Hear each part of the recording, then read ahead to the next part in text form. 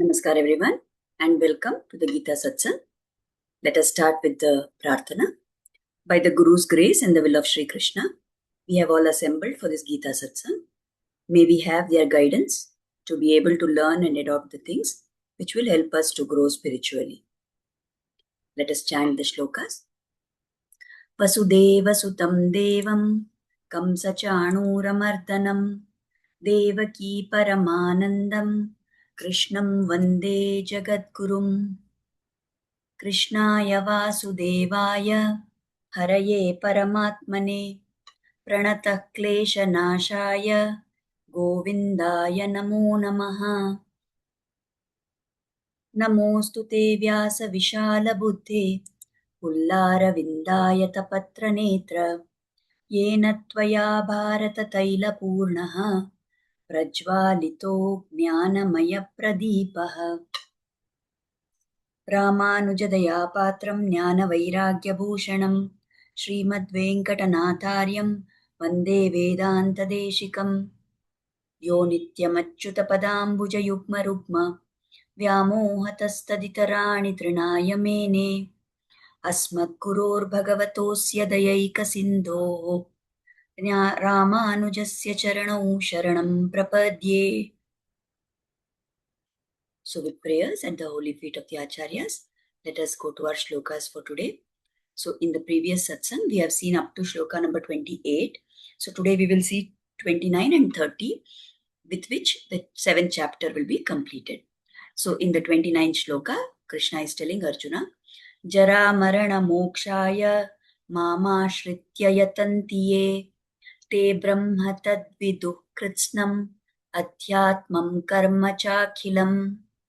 So he says, those who take refuge in me, those who come to me and they have nothing other than me, those who take complete refuge in me and strive for moksha, strive for liberation.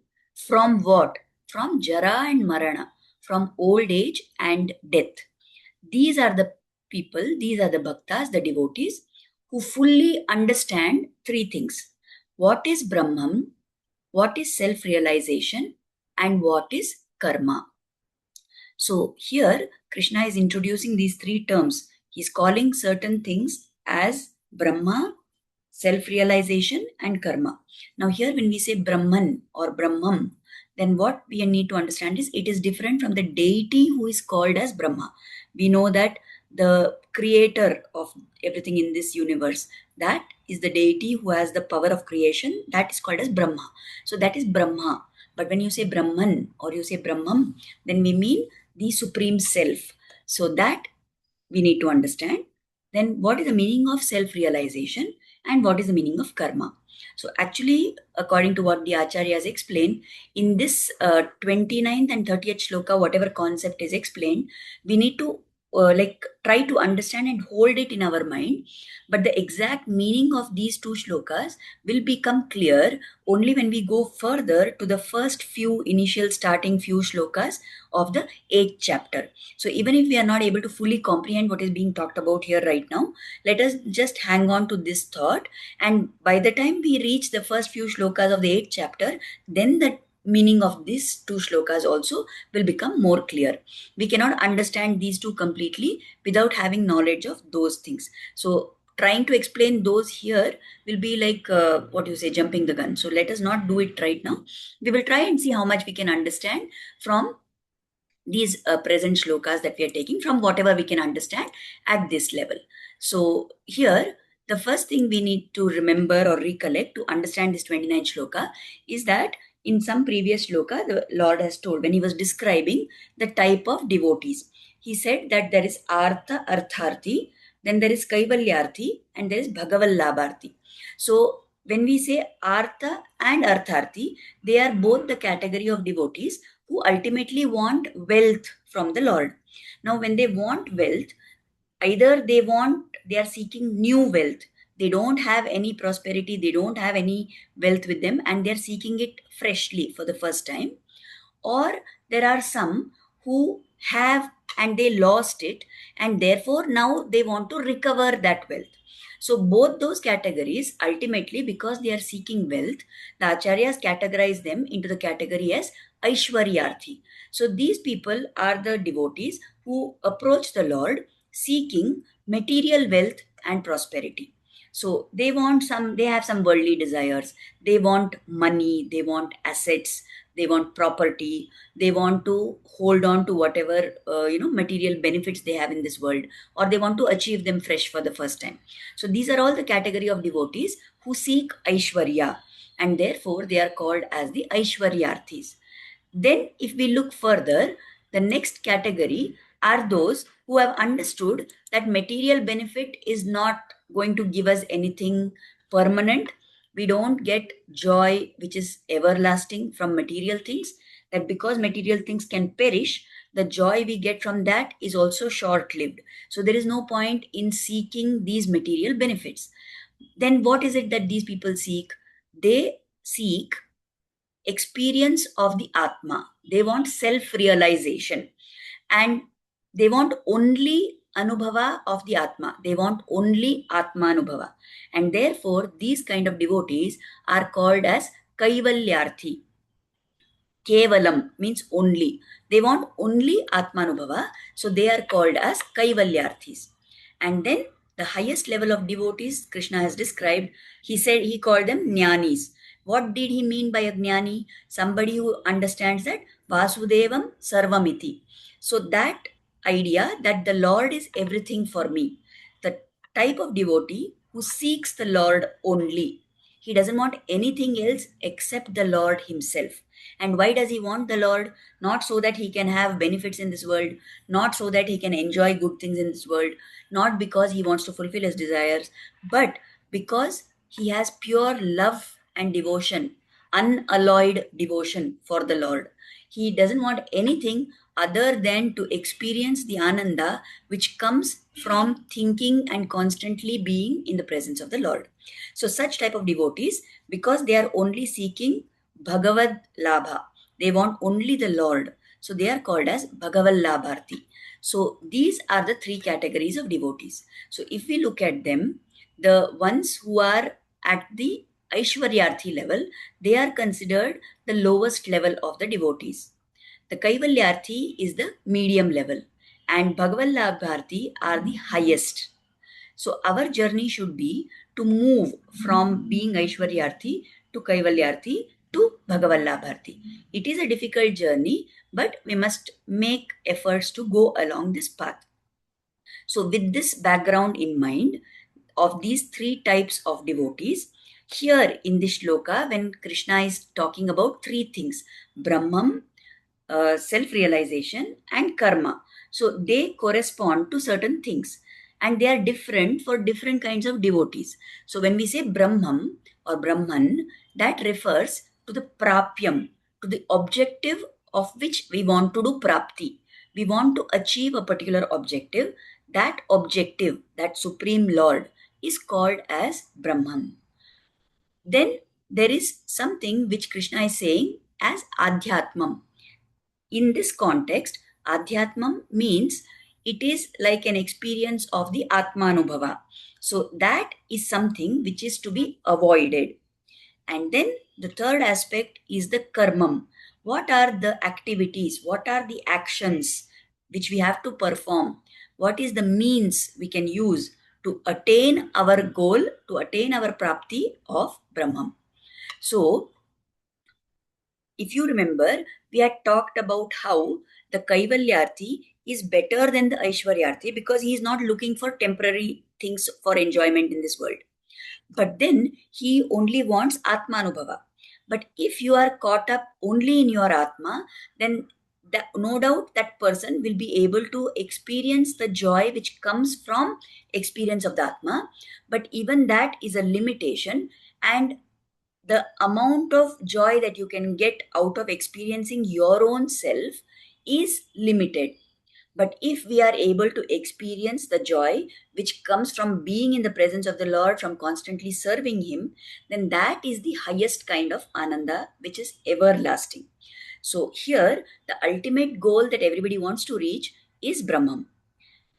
Adhyatmam is experiencing of the Atma, which is good, no doubt, but it is not going to take us to the ultimate stage, and therefore it is categorized as something to be avoided. In this sense, please note that generally when people talk about Adhyatma, they mean spirituality. We are not using this word here. Krishna is not using it in that sense. He is using this word Adhyatma to refer to the people who are wanting experience of the Atma. And because that is a limiting experience, that is to be avoided. Now, what is to be attained then? Brahman. So if Brahman has to be attained, then what are the activities that we need to perform? Those are called as the karmas. So this much he has explained in this shloka. Now we move on to the next shloka. But before we go there, so the importance of understanding these things, what is Brahman, what is Adhyatmam, and what is Karmam, that is stressed. The importance of these is stressed in this 29th shloka. Somebody who understands these three concepts is the one who can reach the stage of moksha, liberation from jara and marana.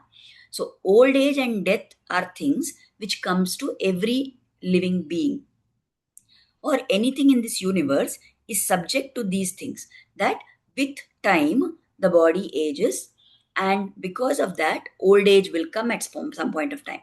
Once the body has completed its utility, it is going to start decaying, and then there will be death. So if there is somebody who has to get liberated from these stages, somebody who is not going to be caught up in only the body, then they need certain criteria to become eligible to reach that moksha. What is that criteria? Being able to understand that Adhyatmam is not enough. I don't want to get stuck in experience of the Atma. Rather, I need to perform karmas so that I get experience and anubhava of the Brahma. That is what has to be done. So only somebody who understands this will get to that stage where they are getting moksha, they are getting freedom from this old age and death. Now, these three features, what is Brahman, what is Adhyatmam, what is Karmam, it will be different for each of these three types of devotees. But like, for example, if it is an Aishwaryarthi, what for him is Brahman? For him, what is the ultimate goal that he wants to achieve? It is the material prosperity. For the Kaivalyarthi, it is the experience of joy from the Atma. Like that. And for the Bhagavat Labharthi, it is to attain the Lord's lotus feet. So like this, these three features will be different for all the three types of devotees. So little about that will be told in the 30th shloka.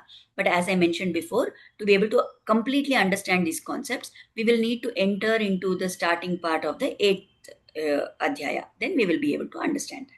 So now let us see in brief what is this 30th shloka talking about.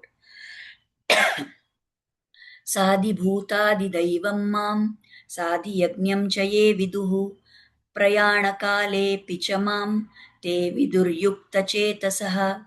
So Krishna is saying, those who know me to be associated with the Adi Bhuta, the Adi Daiva, and the Adi Yajna, such people with their minds fixed in meditation will know me even at the hour of death. So he's talking about some kind of people who are going to remember the Lord at the time of death. So he says that there are, again now here, there are three components. One is Adi Bhuta, one is Adi Daiva, and the third one is Adi Yajna. So these things we will understand more in detail when we go to the 8th chapter. But for now, let us know that these are the three components associated with the Lord. And somebody who is at the level of the Aishwaryarthi should understand that Brahman has Adi Bhuta and Adi Daiva components. That's all he is capable of understanding.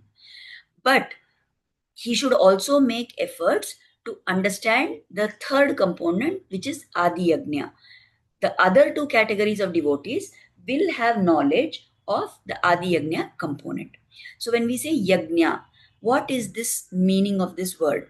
So it comes from the dhatu, which talks about worship of the Lord. So any kind of worship that we perform is categorized, is coming into the category of what we call as Yajna. So this Yajna is mandatory for all types of devotees. Whatever be our stage of life, whatever be our status in life, whatever be the goals we are seeking, whatever be the marga we are following, there has to be some performance of yajna. You may have heard of how in Sanatan Dharma we are talking about the Pancha Mahayagnas. You know that we have these what we call as the rinas, the debts that we owe, and in that you must have heard of people talking about rishi rina, pitra rina, bhuta rina, manushya rina, and so on. So like that, the whatever activities we perform to redeem our debts to different beings in this world, like for example, we are indebted to all the rishis who have collected so much knowledge and given that all to us, who have made all the jnana available to us. So, what we need to do, we need to study the scriptures, we need to understand the meaning of the scriptures, we need to try and explain that to others, we need to promote the learning of these knowledge systems in our surroundings. So, that is something that we do. It is to overcome or to fulfill, to pay back the debt that we owe to the rishis. Similarly, we are all born in a particular family. We have come through a line of several ancestors. So we need to perform Shraddha, Tarpana, and all these rituals, which are meant to repay our debt to our Pitrus, to our ancestors. Similarly, the other way of repaying that debt to the ancestors is by bringing progeny into this world, by carrying forward the Vamsha. And that is why it is very important in our Sanatan Dharma that there is a lot of value given to getting into Grihastha and carrying forward the lineage. Because as the lineage grows, these are the every generation we offer oblations to our ancestors, and that is our way of fulfilling this pitrarana. So like this, there are then we have we because we are living in a society, we are taking help from so many people around us. The food I'm eating is because the farmer has grown the food. The water I'm drinking is because somebody somewhere has taken care of the water bodies. Then there are what you say agencies who are responsible for supplying that water to me. Like this, everything that we have in this world, it is because of some benefits which we have got from our fellow human beings. So when we feed other people, when we take care of other people around us, when we serve those who are in need, then that is Manushya Yajna. That is what we do to fulfill our debt to this entire society around us. So, like this, the Pancha Mahayajnas are prescribed and they are a must for everybody to perform. This is very important in today's time because many people have got into this mindset. They say, I am spiritual, I am not religious. And by doing that, by saying that, what they mean is that I don't believe in all these rituals. They are just empty rituals which are just done for the sake of doing them. They are not having any value. I have risen above this level. So I'm not bothered about Achara Anushtana. I am on the path of Jnana. I am worshipping the Lord through the Jnana Yoga Marga. Now, none of us, if we are at the level where we are talking all these things, then definitely it means that we have not reached any stage of Jnana. We are all still at the level where we need to perform karmas. And in all the previous adhyayas also, Krishna has been telling repeatedly that karma yoga is what comes very easily to all of us, because right from so many janmas we have been used to the what you say act of doing certain actions. Even if we think we are just sitting still in one place and doing dhyana, then the fact that you are breathing, the fact that your digestive organs are working, there is some work that is going on at all points of times. So we are all at the level where we have to do karma only, and we have not given up any of the karmas. We are not able to see the Lord in anything and everything. That is the supreme level of the jnani. If we are not at that level, saying that I am spiritual and I will not do all these, I will not follow all these things which have been prescribed in the Shastras, that is foolishness. So the Panchamahayagnas are things which everybody has to perform. So many times, even simple everyday activities that we do, like suppose I'm sweeping the floor, or I'm lighting the fire to cook food, or I'm using water which I have collected and stored in a vessel. In all of these activities also, we are doing damage to so many organisms which we cannot see with our eyes. So as a means of seeking forgiveness for that also, we need to do the Panchamahayagnas. So like this, we have to keep doing whatever achara anushtana has been prescribed for us in the Shastras. And if we are at the level where always we are keeping our mind fixed on the Lord, then at the time of death also we will remember Him. But we are not at that level. So we should be doing the Panchamahayagnas at all times. That is why this Adi Yagna is an attribute of the Lord. We need to understand the importance of this aspect of the Lord. All the three levels of devotee should understand it. Somebody who is seeking Aishwarya from the Lord should also be performing yajna. Somebody who is looking for Atmanubhava, the Kaivalyarthi, should also do yajna. And the one who is at the supreme stage of the Jnani, the person who is the Bhagavad Labharti, he should also do yajna because he knows that doing that is giving pleasure to the Lord. The Lord has told in the Vedas and Shastras that you have to do this. So by doing that, I am giving pleasure to the Lord. And that is why I will do it. With that bhava, the Bhagavad Labharti also does. Okay. So although we are using, now when we use this word yajna, many times our idea, what our mind conjures up when we use the word yajna is, we think yajna means a homa or a havan that we perform. That there is a sacrificial fire which is set up and we are offering oblations into that and we are making offerings to the different devatas.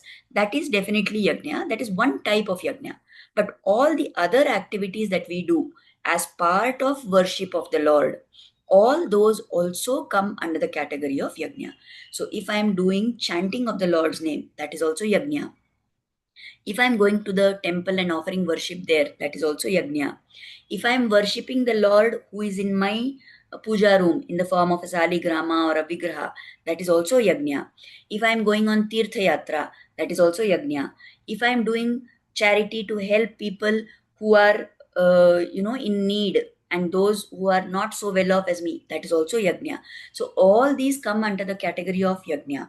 Now, if we are regularly performing these panchayagnas and if we understand this Adi Yagna as an attribute of the Lord, then people like this, they are able to see the Lord in everything. And if they are of that level, then always if they are meditating on the Lord, definitely naturally it follows that such people will know Him. Know Him means they will remember Him even at the time of death. And that remembrance of the Lord is important because it is going to decide what will happen to us in the next janma that we take. This Atma, which is in this Sharira, it is going to now, at the time of death, it is going to quit, give up, and exit from that Sharira. So, what is going to be the next, goal, or what is the next Sharira that this Atma is going to take up? That gets decided by what this was thinking at the time of death. Later in the further chapters, we will see this concept explained in more detail, where Lord will tell whatever you are contemplating, whatever you are thinking about at the time of your death, that is the kind of janma you will get next. And we know, we have talked about many times the famous example of Jada Bharata, who was a king who gave up everything and renounced everything and went to do tapas. But there in the forest, he got fixated on that deer, and when it was time to die, he died thinking of the deer, and therefore he got the next janma as a deer. In that janma, he remembered all that happened to him, so he did not want to get caught up in any worldly things. He always stayed very close to the ashrama of the rishis and died listening to those incantations, the shlokas, whatever things were, the mantras that were being chanted by the rishis. And that is why he got another janma, that was as a Manushya. And that time he was very, very clear that he did not want to do anything which will take his mind away from the Lord. So he pretended to be Jada. He pretended to be ignoramus, who did not know anything. And everything he did not want to have any active role in all of that. Whatever was happening, he was just going through that experience with his mind constantly focused on the Atma. And at the end of that Janma, he got moksha. He reached the Lord. So if you want to make sure that in the next Janma, you are not going to go into an adhama, to a lower level of life, and you want to progress higher, or you want to reach the Lord, we must be able to remember the Lord at the time of our death. But unless we have made it a practice to think of Him throughout our living days, how will we remember Him at the time of death?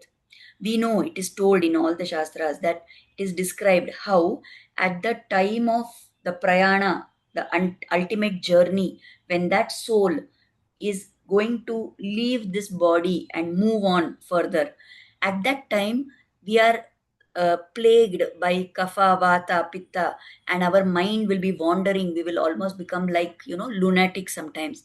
And there is no guarantee where your mind will go, what it will do, what it will think about. So imagine having your next status determined by what you're doing at that last stage, when you have no control over any aspect. You have no control over your body, you have no control over your mind, you have no control over your emotions. So unless you've made a practice of thinking about the Lord and chanting His name at all times, you will not be able to chant His name at the time of your death. So if we want to go and be reaching that stage where we get a higher level of birth, we should be able to constantly remember the Lord. Now, these are the concepts that Krishna has talked about here. And as we go to the 8th chapter, we will be able to understand these two shlokas also more in detail. So, whatever I could explain out of what I understood from the Acharya's explanations up to here, I have told you that part. Now, there is one thing among the Sri Vaishnavas, which is the Sampradaya to which I belong, Ramanujacharya, our Ramanuja Sampradaya. So, in this, we have the concept of what is called as Prapatti, or it is called as Sharanagati. It is also called as Bharanyasam. So, in this, the idea is that because of this concept, that we don't know whether we are able to remember the Lord at the time of our death. So, that time I don't know what will be my mental status. At this time, when I am in hale and hearty and I am in fit condition, physically, mentally, emotionally, in every possible way, I am completely fit and in full, what you say, grasp of my senses. I know what I am doing. At this time, if I perform a ritual by which I surrender myself, I approach an acharya who blesses me and acts as an intermediary and offers this Atma to the Lord, saying that this is a person who is in my parampara, and you have to grant assurance that you are going to grant moksha to this Atma. So the Acharya offers the Atma of this particular individual to the Lord's feet. That is the ritual called as Prapatti and Sharanagati. So if I have performed that when I am in a sane condition, when I'm in a fit enough condition, knowingly understanding that something can go wrong at the time of my death, if I take this measure now, when I'm in full control of my senses, then the Lord has blessed that at the time when you are dying, at the time when your Atma is ready to leave this Sharira, I will remember the Sharanagati that you had done before. And whether you remember me or not, I will definitely remember you and take this Atma to moksha. That is the assurance which has been granted by the Lord. It is told in what is called as the Charama Shloka of Varaha Avatara. In the Varaha Avatara, the Lord has given this assurance. He says that when you are in a good condition, right? Swastha condition, and when you are in a good situation, at that time, whatever you offer to me yourself, I will remember that. Aham smarami madbhaktam nayami paramangatin. I will remember my bhakta. So the Lord takes the onus upon himself that I am not going to wait. What Krishna has told in the Bhagavad Gita is this, that you should be able to remember me at the time of death and then you will come to me. But the Lord is so compassionate that he has also given this Varaha Charama Shloka, where he says that when you are in a sane condition, if you offer yourself to me and live all your life thinking that everything you are doing is an offering to me, then at the time of your death, even if you are troubled by the Kaphavata, Pitta, and other things, and you are not able to remember me at that moment, because you lived all your life remembering me, and at that moment you had surrendered your soul to me, I will take care of that. I will make sure that your Atma gets moksha. And this is what is the concept, the very idea of Prapatti or Sharanagati. So that is advocated in the Vishishtadvaita philosophy. That is what is the very basis of the Ramanuja Sampradaya. So that is a different thing. But for here, because we are talking about the Gita, we are only talking about how people need to fix the mind on the Lord throughout their life, so that it's only something we have done all our life that we will be able to do at the time of death. It is like saying whatever is built up by conditioning, that is what will happen when we are not in control of our senses. So like that, if you, throughout our life we are able to focus on the Lord and keep meditating on Him, and we do all our actions as offering to Him, then at the time of death also we will be able to remember Him. So these things we have talked about. I agree that they are a little vaguish like in some aspects, and we can't really understand those meanings right now. But let us hope that when we study the shlokas of the 8th chapter, then we will be able to follow those things. So with that, we have come to the end of our time for today. Let us offer Kritagnyata, gratitude, at the lotus feet of Sri Krishna and Guru for inspiring us to start this satsang, to join this satsang. Let us pray for their blessings and grace to always be on us. We will meet again next Friday as usual. Thank you. Namaskar. Thank you, everybody.